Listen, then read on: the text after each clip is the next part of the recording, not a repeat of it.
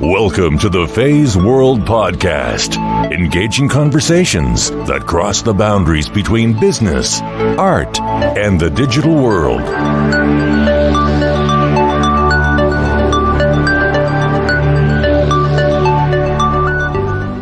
I am absolutely thrilled to welcome Claudia Azula Altucher to the Feisworld podcast. Claudia is a writer, podcaster, and teacher of yoga. She is the co-author of the Wall Street Journal bestselling book, The Power of No, and author of 21 Things to Know Before Starting an Ashtanga Yoga Practice.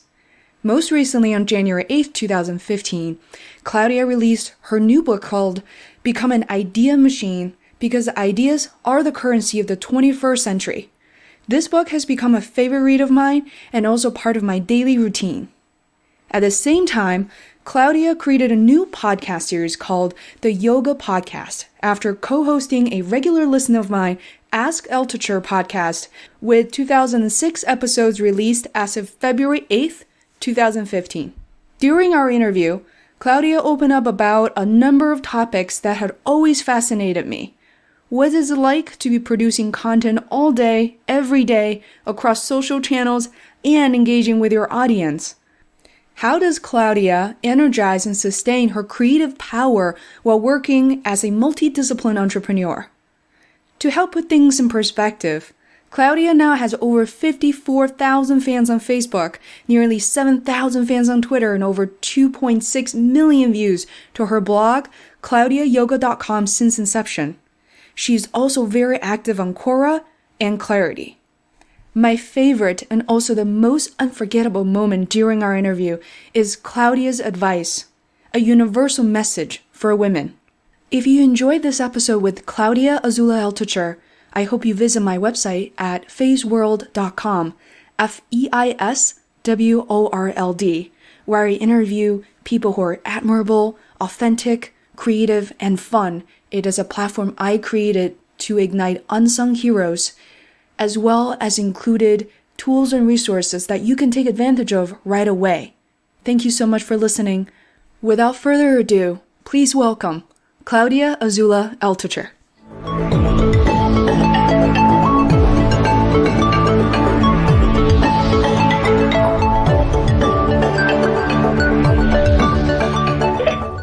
Hi, Faye. Hi, Claudia. Wow. I am so thrilled to have you on this call. I'm so excited. Thank you. Yes, I'm very happy that you asked me to come on in. I feel like, honestly, you've been part of my life for quite a long time, and I hope that doesn't scare you anyway. Oh, no, not at all. I love it. The more the better. Awesome. This is awesome. So you're a black belt in karate? Thank you. I am a 3rd degree black belt in Taekwondo. Jesus, that sounds scary. I'm also a huge fan of yoga. I've been practicing yoga longer than I have been practicing Taekwondo. Really? That's cool. And you find the two mix? You think they have a lot in common? Yes, they definitely have something very intricate in common, and they really become, they sort of complement each other very well to my practice, because I think Taekwondo and martial arts sometimes is still relying on a lot of the muscular power, whereas yoga really helps me stretch things out. Right, yes, of course. What type of yoga do you do? I'm a huge fan of Ashtanga, and all my teachers here in Boston, that's basically what they practice as well, Ashtanga, but some studios I go to kind of practice the more generic, vinyasa, and forest yoga is something I'm kind of exposed to very recently, but Ashtanga has been sort of from the beginning. Oh, okay. So you know what it's all about in my life then. I have read The Power of No, and I'm so excited to be downloading. I know that you released a new book called, I'm going to get the name exactly right, Become an Idea Machine, that was published on January 8th, I believe. Yes, it was. Yeah.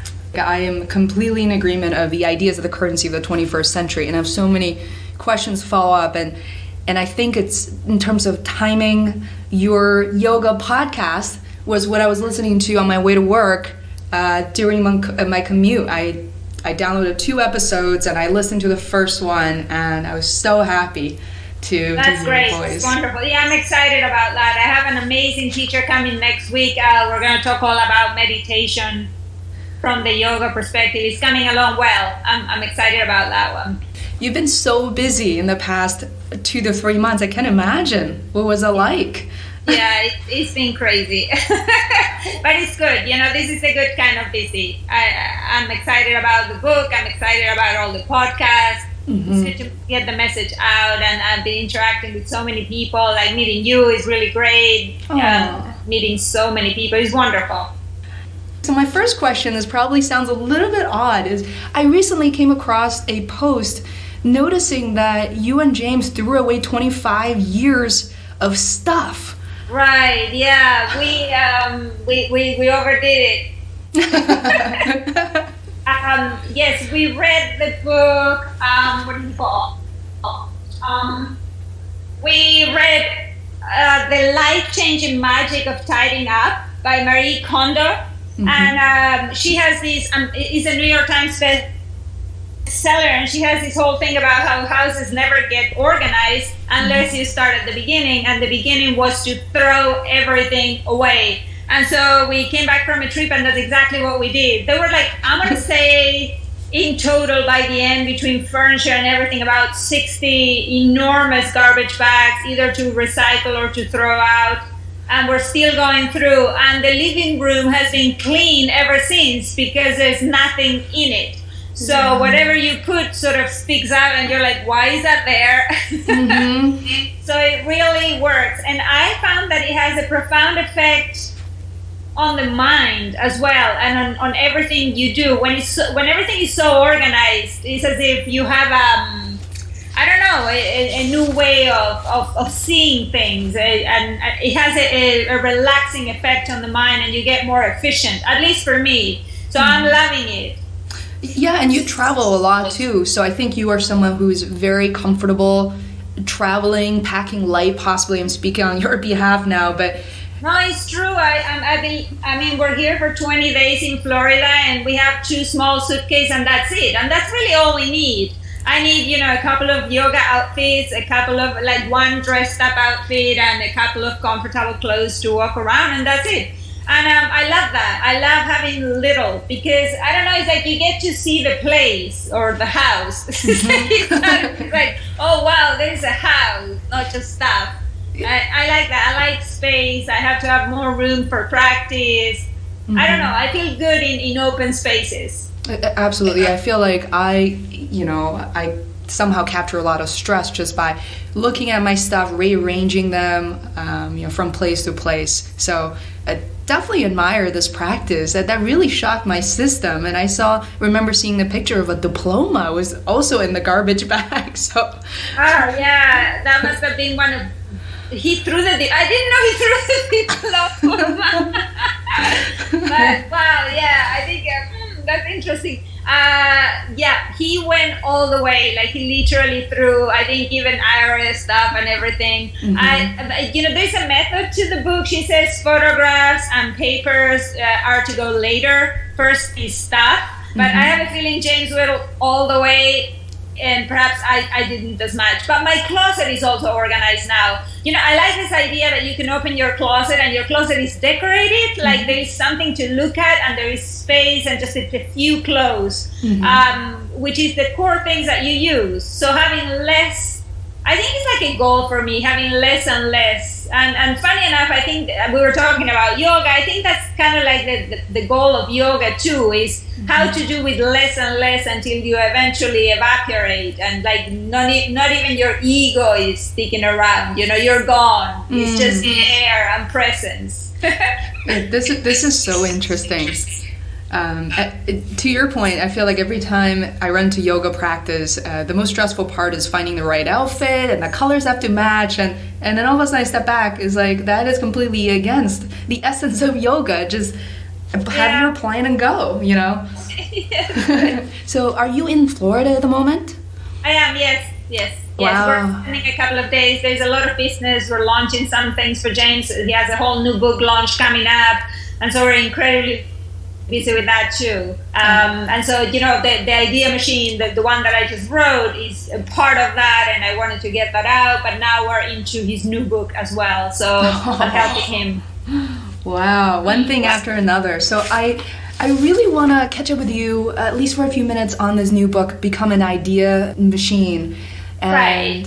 And it has received an overwhelming amount of positive feedback. I was looking on Amazon and other channels, and people are really thrilled. And the feedback I'm referring to are not one or two liner. People are pouring their heart out, expressing how that has changed their lives. And I haven't read the whole thing just yet. I'm reading it on Kindle, and I just feel like instantly that felt like, I'm in my early 30s at this point, but I feel like you were calling my inner child out and to become more expressive and true to myself, and it's very powerful. So what's your take on this book, and what inspired you to write it? Yeah, it's true that it can be playful and sort of invite the inner child to come out and play, because the ideas don't have to be perfect, so you can definitely play with it. And the funny thing is that the interactions I've been getting have been mostly in 10 idea forms. So people are writing to me, oh, here are my 10 ideas on this, and here are my 10 ideas on that. And even a review was 10 ideas on what is someone's book. So it's all intense that's been coming up.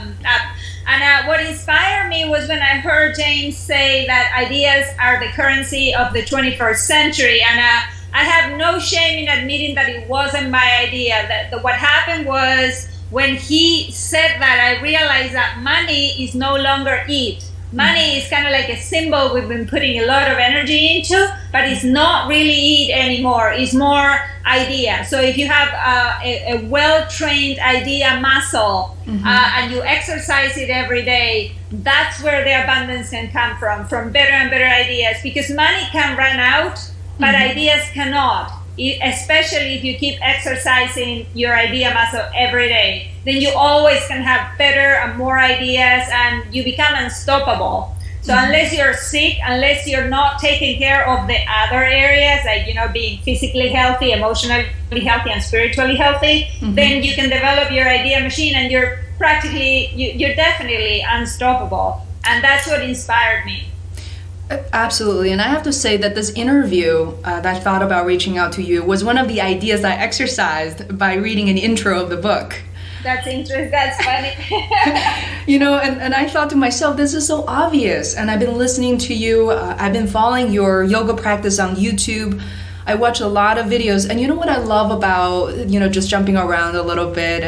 And what I love about your yoga teaching and practice is they're extremely practical and simple for me to adapt to, and things that you've shown on YouTube are things I could practice even in an office, and that's where I am right now. Yes, I like to make yoga very practical, because there's a lot of woo-woo out there about yoga, and I don't like that part, and I don't like when it gets into BS territory. I think it needs to be brought down to earth, and it's fine that Patanjali did his thing 2,500 years ago, but we're living today, and it's a responsibility for all of us who share the joy of yoga to actually get it down to what is useful. So for example, if you're sitting down in a desk right now and you've been sitting for more than an hour, it really is time to stand up and stretch the front of your body by sort of arching the back up and then returning to standing, because otherwise you're going to get an issue with the lower back forever. And it's just these details that we don't conceive of, that being in touch with the yoga practice bring. And so I thought that was a very practical yoga tip that people can use. And I get a lot of feedback on that. People like them, and I get James to do them. I definitely do them. So yes, I like to bring it down to what can I do now that's helpful. Definitely. And the exercise I recall is exactly, I think it's very similar to the one that you mentioned, is simply bending your back backward and then really inhale as you stand up. And I thought it was so innovative. You might not even think of that word when it comes to, like a minute and a half video. Is every time I go to yoga, it has to be about my outfit. And sometimes you look around, the women are all focusing on Lululemon and you have to look fabulous.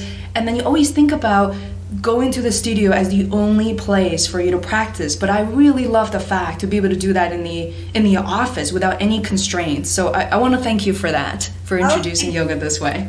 You're welcome. Yes, I love doing that. Of course. Yes. And what you just said there, so you stand up from your desk with the feet planted on the ground, and then you inhale, and then as you exhale, you drop back. And then you said, and that's very critical, you inhale to come back up to center. And that's kind of like an insider's tip of yoga. It's very counterintuitive. If anyone who's listening tries it, say if you stand up, you arch your back, and then when you try to come back, you inhale, it will be counterintuitive. However, that is the right way of breathing. And so that's kind of like the actual tip, the meat of the tip is that little detail. And then those little details, without proper instruction, might take years to uncover. So it's absolutely incredible, and I feel like you've uncovered a new territory when it comes to yoga, and really make it more engaging, more accessible to people. So my next question is also related to a book that I am a very big fan of. It's The Power of No. I come from a culture that honestly I was educated to always say yes to parents. So I'm Chinese, and my parents, my grandparents, my parents are more westernized, but in general, you have to say yes, you have to agree, especially when you're in school. And my coworkers sometimes told me about that typical behavior. Is they reminded me that sometimes you have to say no, but I sort of got that in a kind of shallow way, but I didn't know how to practice it.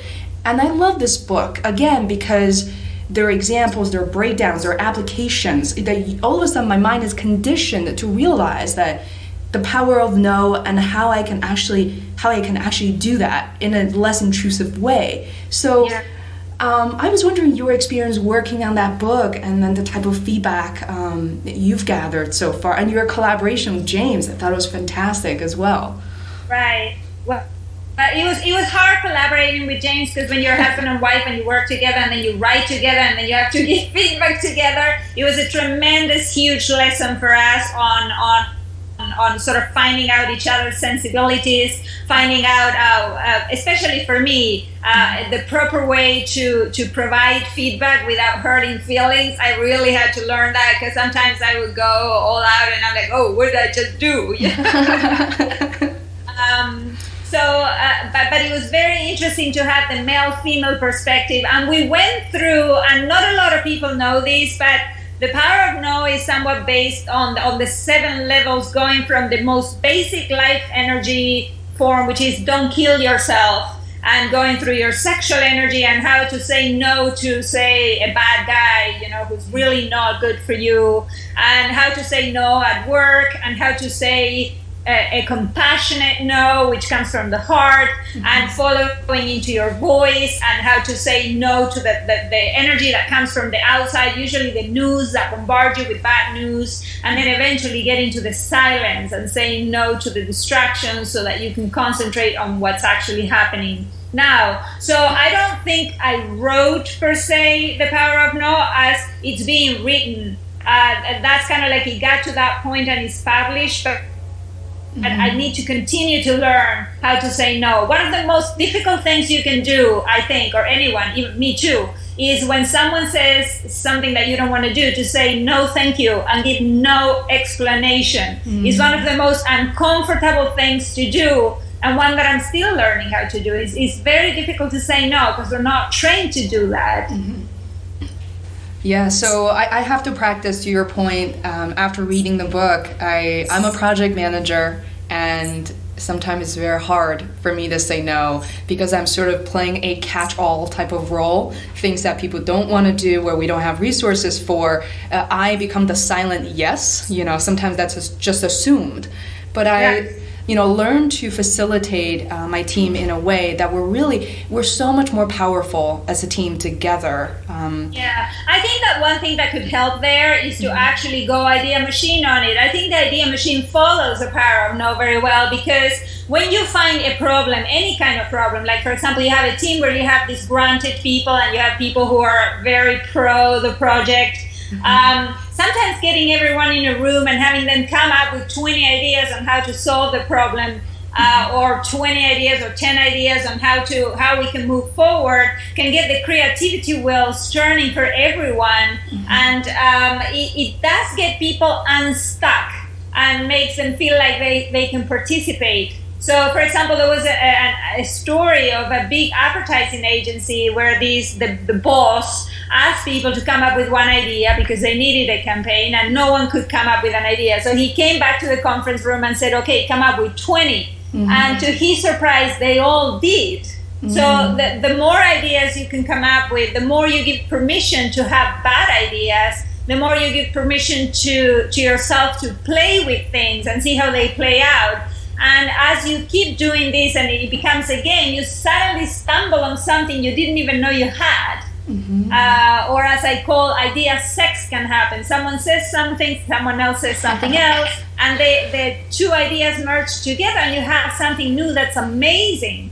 And so those things, that type of magic can happen when you have a muscle with your idea that's trained and that practices every day.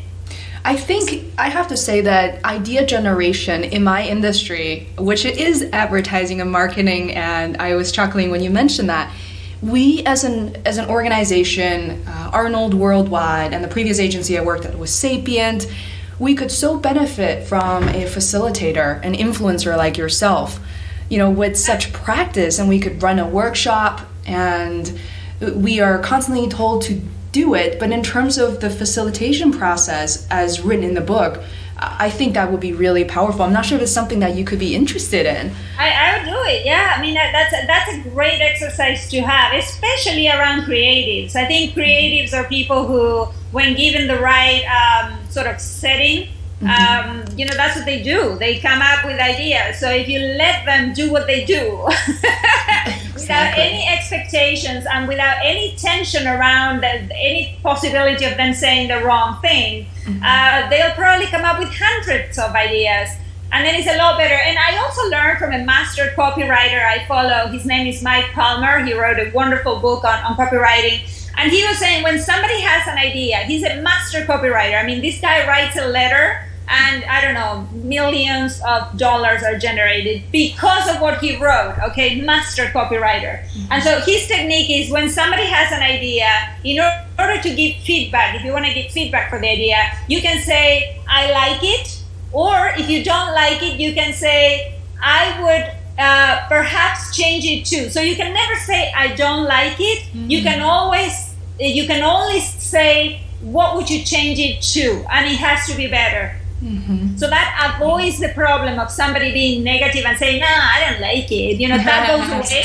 Because if you want to say you don't like it, you have to provide a better choice. And so that way you up the game for everybody. There's no judgment. And it's simply, how do we make it better? And everybody gets on board to work better towards a better idea. I love it. I'm taking notes secretly here because I have about 3 meetings after this call, and some of the conversation, as I anticipate, may be difficult. So I will be practicing some of these strategies here. I love it. Good. And my next, we have about 8-10 minutes left, and I really wanted to ask a question, knowing that you've been a yoga practitioner, a writer, and now, a podcaster for a long time, but I was wondering, the secret origin question, which I love, is what was that tipping point for you to share your knowledge with the world? And not only that, consistently via YouTube, your blog, Facebook, Twitter, and you run events and seminars online. And I want to say consistency, in my opinion, is very important because there are 90-something% of the blogs out there with a single article, and that is not you. So. Right. I think that success is measured in decades and it never happens overnight. So for example, just to get on the lotus position, it took me 7 years of daily practice. For a lot of people, it takes a year. For me, it took 7. The headstand took a year, but for a lot of people, it takes more. So you can't really measure success. So for me, it was a question of kicking in with the idea generation. I had the health part in check because I've been doing yoga for a very long time. And the spiritual and the emotional I've been working on very long, but I had neglected the idea part because I thought that it would have me thinking too much, or that it would take me away from the goal of yoga, which is sort of stopping the chatty or the monkey mind. But what I realized is that the monkey mind doesn't have an off switch. You can't really turn it off. So whenever my mind starts going crazy, I'll talk to it and I say, okay, I see you're crazy. Right now, I'm going to put you to work. So we're going to generate 10 ideas. And that works very well to channel the energy of the crazy monkey mind into something positive. And with idea after idea, day after day, then life begins to change by itself. You don't have to do anything. You just sort of list ideas. One of them has a lot of energy. And so you feel like, about motivated to act, and you do the next step. So let me give you an example. Mm-hmm. There is, you probably heard of Richard Branson. Yes. Who is a huge fan. Yes, okay. He's amazing. He's a tremendous idea machine. He's what I call an atomic idea machine. He's amazing. But in the beginning, one day he was in a flight in the Virgin Islands, and his flight got canceled. But this is not any person with a flight canceled. This is Richard Branson, who is an idea machine. So he realized, or he noticed, that there was a charter plane laying in the airport asleep, doing nothing. So he went to inquire about it. He rented the aircraft, divided the price per seat, and put a sign for everybody who had lost that flight. And so they all got in, they all got to his destination, and this is how Virgin Atlantic got born.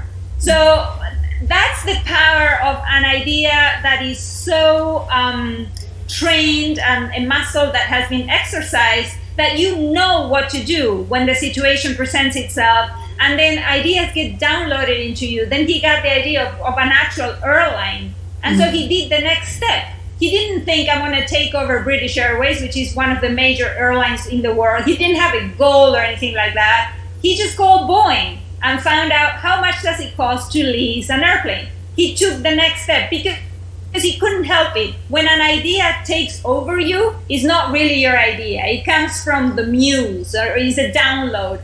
And you can't help it but keep moving in the direction, because the idea has the force of a wave that needs to reach the beach. And there's nothing you can do. It will use you to do that. Yeah, the process becomes automatic, and would that be beautiful, it's just like you mentioned, your brain, your mind is a muscle, so it requires a certain muscle memory, and all that is based on practice, and in this case, it's daily practice. I get a lot, Faye. A lot of people tell me that all ideas are cheap. There's this sort of thinking, or this way of they're a dime a dozen. And I think that's definitely not true. That's something that somebody said 100 years ago, and we all decided to believe it, but it's definitely not true. Because when you do 10 ideas in a day, you'll come through a point which is like the runner's high, which is at around idea number 7, when you still have 4 to go, so 7, 8, 9, and 10. There comes a moment where you go, oh no, I can't believe I still have 4 more ideas to go. It happens every time.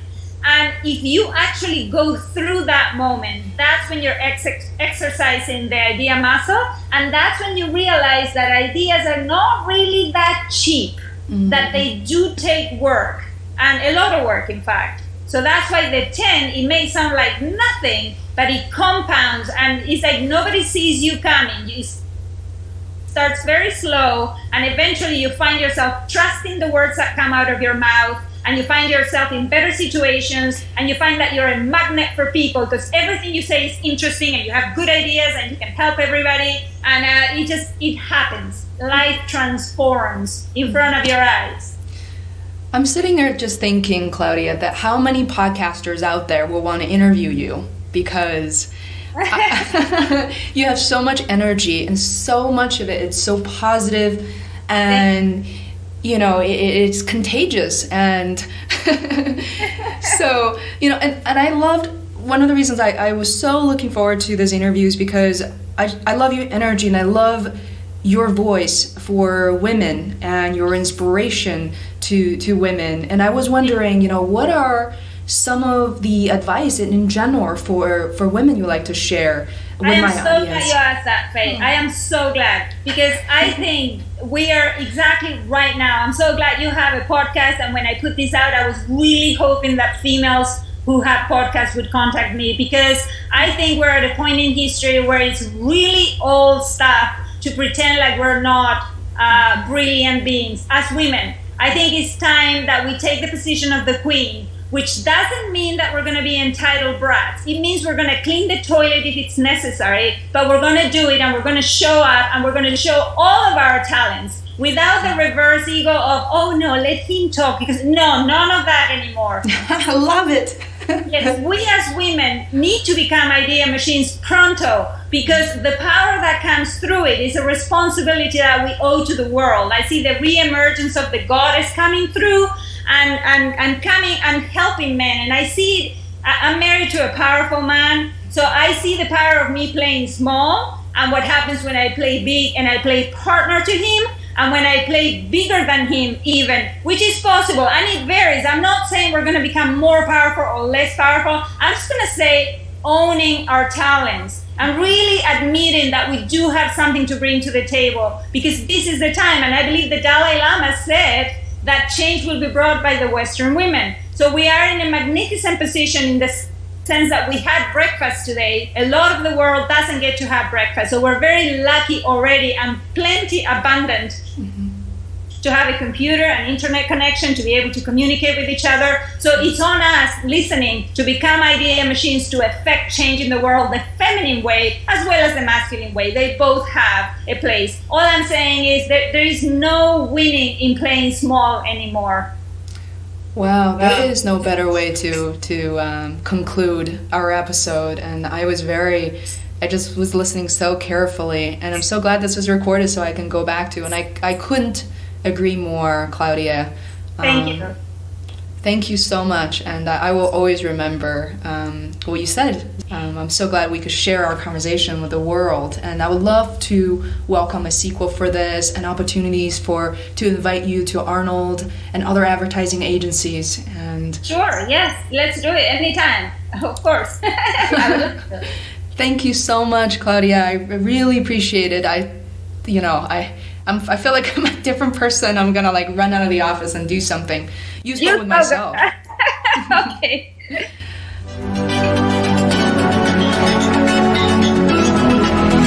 To listen to more episodes of the Feisworld podcast, please subscribe on iTunes or visit feisworld.com. That is FEISWORLD, where you can find show notes, links, other tools, and resources. You can also follow me on Twitter at Feisworld. Until next time, thanks for listening.